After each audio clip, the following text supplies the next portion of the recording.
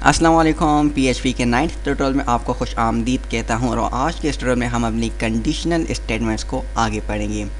So first of all एक scene create करते हैं इस इफ़ एल्स को समझने के लिए।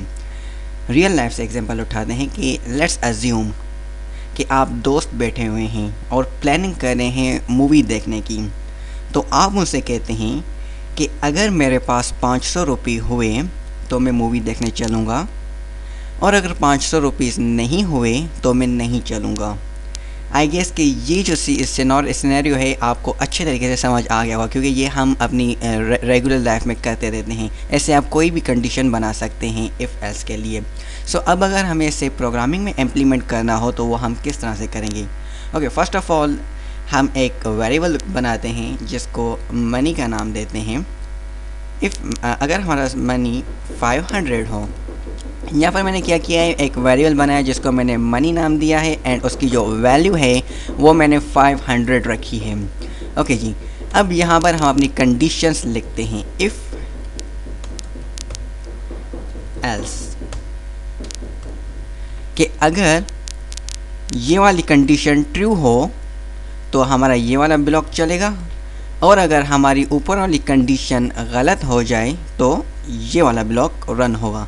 पहले क्या हो रहा था कि हमारे पास सिर्फ इफ़ ही था, एल्स नहीं था। तो अगर हमारी इफ़ की कंडीशन ट्रू हो रही थी तो हमारा ब्लॉक ऑफ कोड रन हो रहा था, और अगर कंडीशन फॉल्स हो रही थी तो नीचे हमारा जो कोड लिखा हुआ था आफ्टर यहाँ पे, मतलब कि यहाँ पर जो हमारा कोड था वो वाला रन हो रहा था। सो अब यहाँ पर हम लिखते हैं if money is equals to 500। अब यहाँ पर आप देखें मैंने 2 इज़ इक्वल्स टू की साइज दी है। रीज़न ये है कि हम इफ़ कंडीशन के अंदर जब भी इक्वल टू देते हैं तो वो सिंगल नहीं डबल देते हैं, क्योंकि वो उसे कंपेयर भी करता है। ठीक है जी, अब मैंने यहाँ पे लिखा है कि अगर मनी की वैल्यू 500 हुई तो क्या चीज़ होनी चाहिए। तो मैं प्रिंट कर रहा हूँ। Okay, let's watch movie else I don't have money. अब चूँकि हमारी कंडीशन ट्रू है, देखें मनी की वैल्यू 500 है एंड यहाँ पर भी 500 मैंने इसे असाइन कर दी है।